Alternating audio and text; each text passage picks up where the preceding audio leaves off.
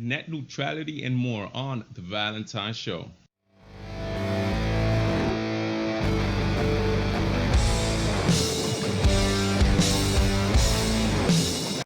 Welcome to the show, guys. Let me tell you something. I tell you every week, guys, you made it to today. Big secret.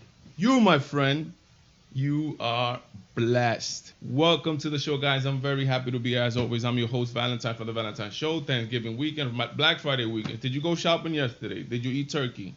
Don't ask me if I ate turkey. Just look at me. Did I eat turkey?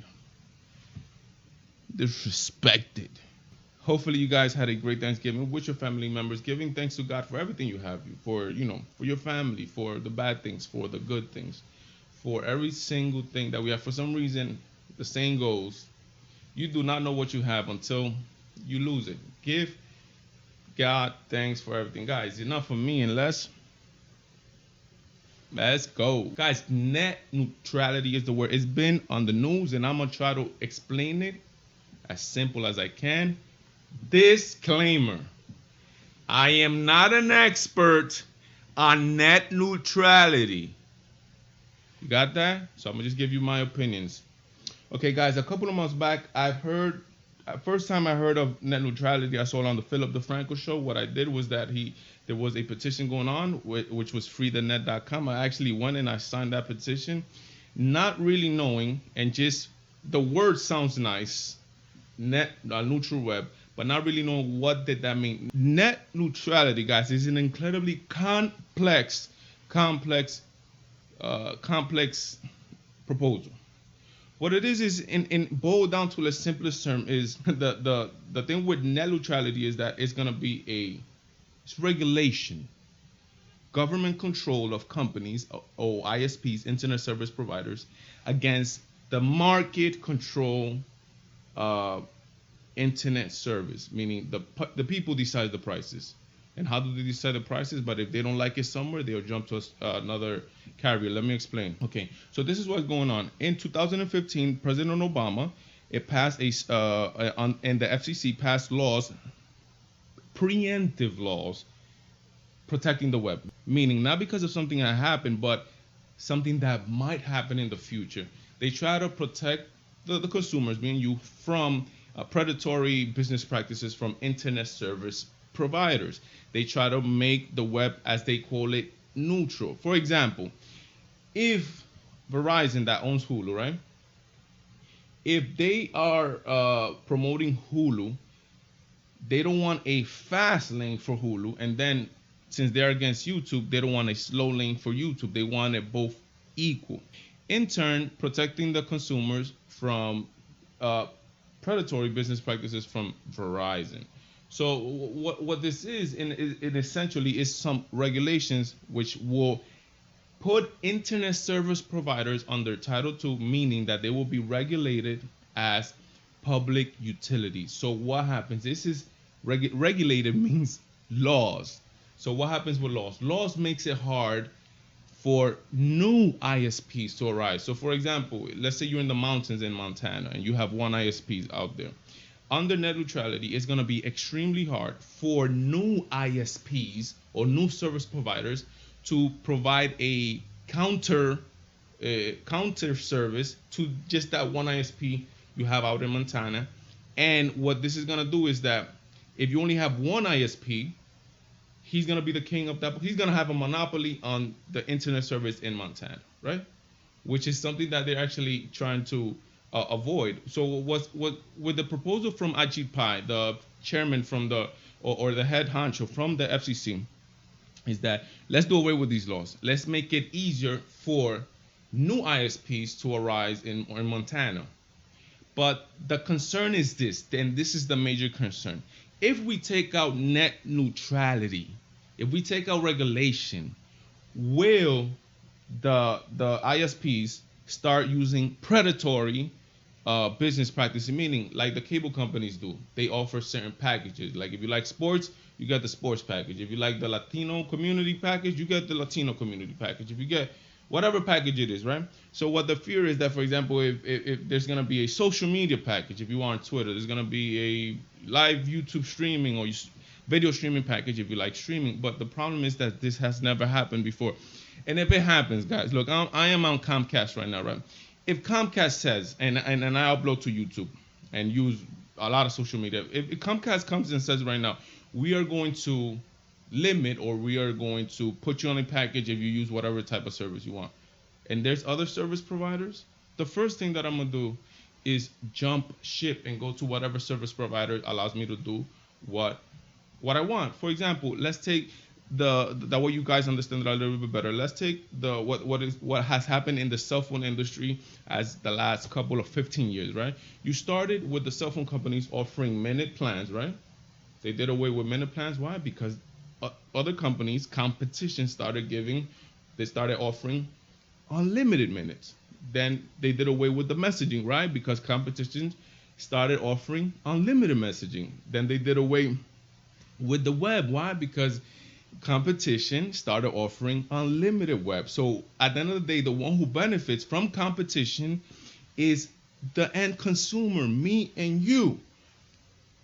Net neutrality would stifle innovation, will stifle new competitors, which this is what IJPAS says, the head honcho from the FCC, is that as of the last 2 years when net neutrality has been implemented, is that it has stifled, it has put a stop to new investments of company into infrastructure. There's something big coming around the corner. It's called 5G. We need 5G for some of the things that are coming around. For example, like driverless cars and stuff like that. So we need new infrastructure, better infrastructure.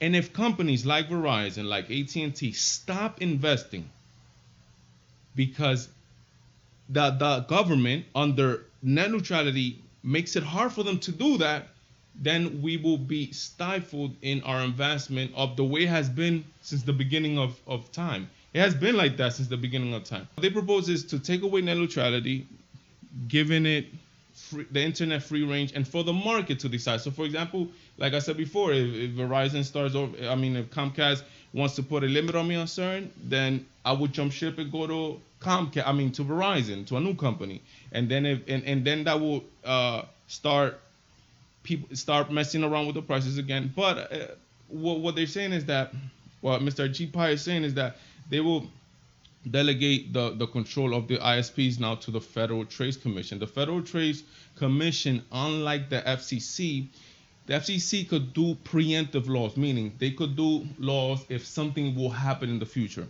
The FTC, Federal Trade Commission, what they could only do is they could do laws once something happens. Under this proposal by GPI, what they're trying to do is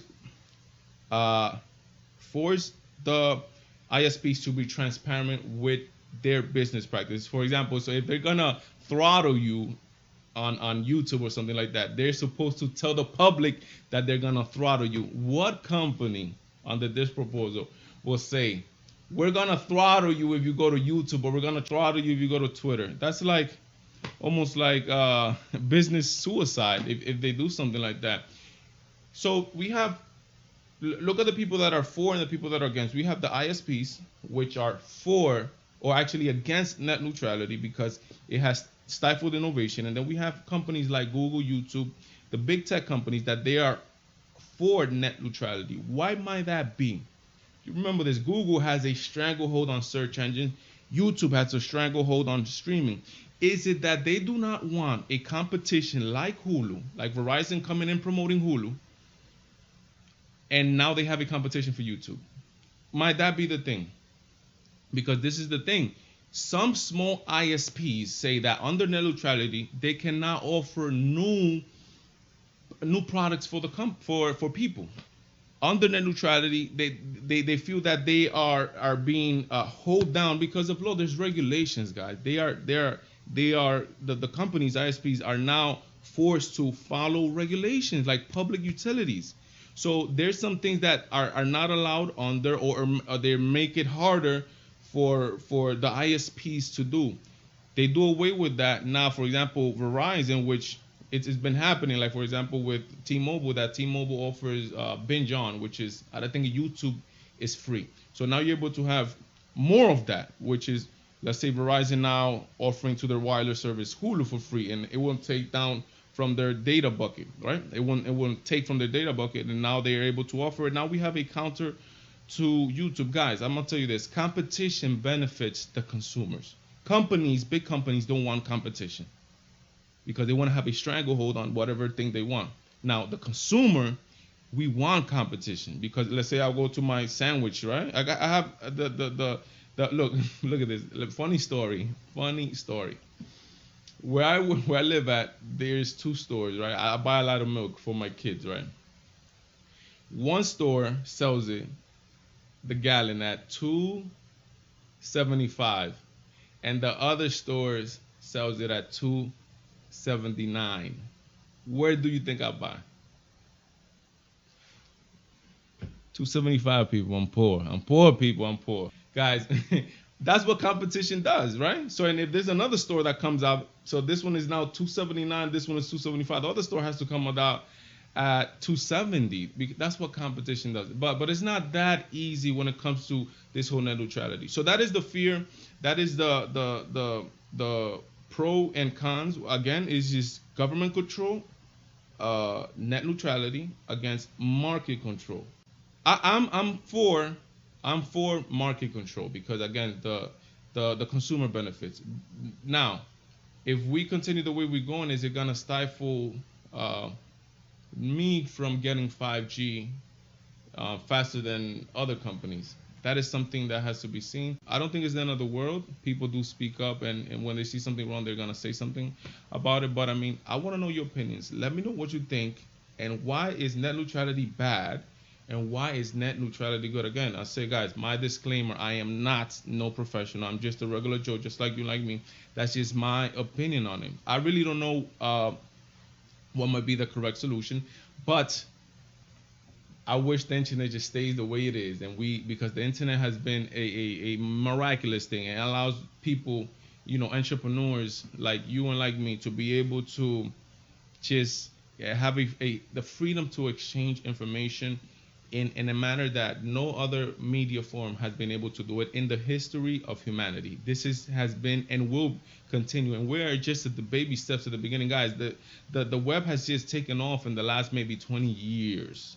We are babies when it comes down to this thing, and I just would like that to continue because it's just been a blessing to humanity. Guys, before I continue, I just want to thank you guys very much for helping me out. I would like, as I said, 100 subscribers by the end of the month on my YouTube channel. So if you're not there, if you're watching this on Facebook Live, you can actually send me a friend's request on Facebook. Do that first, then go to my YouTube channel and also go and subscribe. I have 50. I need 50 more by the end of December. Guys, thank you so much for your help, and let's continue. Turisteando on the web, guys. This is the segment of the show where I find some video that I found interesting and I play it for you guys. Guys, you guys remember Kathy Griffin? Kathy Griffin. I just want you guys to know I'm fully in the middle of a blacklist. Like, I am in the middle of a Hollywood blacklist. It is real. I am not booked on any talk shows. I'm selling tickets worldwide, which is really hard when you don't have any kind of a television platform and kind of nobody has your back and everyone thinks you're crazy. So I just want you guys to know, when I get home, I do not have one single day of paid work in front of me. And people don't want me to go back and start in clubs and do 10 minutes again. I don't mean to be an asshole, but no, I'm not going to do that. I've worked way too hard to go back and work for free and do the club scene again, because this is some bullshit, because I've been blacklisted. My legal bills are through the roof, obviously, because I'm doing something I really believe in. I only have 7 more shows left on this tour, and I'm not going to lie, it's going to be hard when I go home and I don't have one show in my future. So no, I know I'm being an asshole, but no, I don't want to do free shows. I do not rejoice when bad things happen to people, but this lady, she asked for it. And again, it's not that she doesn't say what she wants. She has the right to do and say what she wants. As you guys know, remember a couple months back when she did the thing with the whole decapitated head of President Trump, which is, you're an evil human being for suggesting anybody decapitated. You're just horrible. You're an evil human being. She's begging for work. Again, she has the right to say what she wants, but she also has the right to absorb the consequences. And the consequences is there's no money coming in, Miss Kathy Griffin. I don't know what to tell you. Guys, thank you so much for being with me one more time. Thank you so much. Remember to leave your comments down below and subscribe to my channel. As I said before, friend me on what? Instagram, on Twitter, and all the social medias. Remember, God, family, country, me, Valentine, I am. Wow.